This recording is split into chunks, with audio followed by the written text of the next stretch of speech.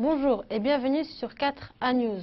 Aujourd'hui, nous allons vous parler de la rumeur sur la Troisième Guerre mondiale, des feux en Australie et du coronavirus.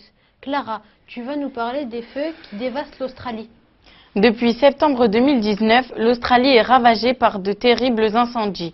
Ces feux ont détruit une grande partie de la flore du nord de la Nouvelle-Galles au sud de l'Australie, en passant par le Queensland. Malheureusement, nous pouvons constater que ce feu a fait de nombreux dégâts humains, animaliers et matériels. On dénombre 33 morts et des milliards de kangourous et koalas décimés. 6500 bâtiments et 2883 maisons ont été détruites par cet incendie. Ce feu est dû à une sécheresse intense, de fortes chaleurs et des vents violents.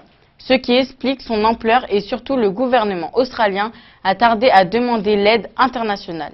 Merci pour ces informations sur ces feux qui ont ravagé l'Australie. Espérons qu'ils seront vite éteints. Une rumeur de la Troisième Guerre mondiale circule depuis plusieurs mois. Et Léa, tu t'es renseignée sur ce sujet?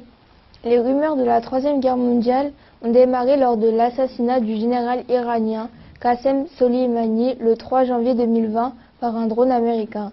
Cet événement a eu lieu à cause des conflits entre l'Iran et les États-Unis. Après cet assassinat, l'Iran a voulu se venger en envoyant 7 missiles balistiques sur des bases américaines en Irak.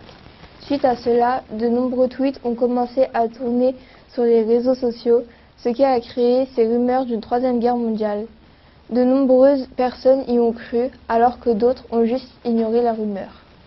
Espérons que cela ne reste qu'une rumeur. Pour finir ce numéro, Ayman, tu t'es intéressé au sujet brûlant du moment, le coronavirus.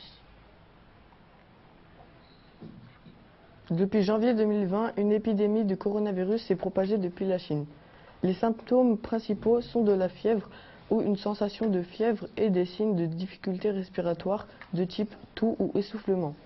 Cette maladie provient d'une grande famille de virus qui provoquent des maladies allant d'un simple rhume à des pathologies plus sévères comme le MERS ou le SRAS.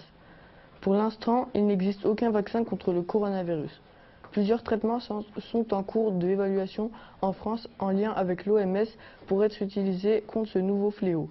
À ce jour, nous comptons 40 cas de coronavirus en France.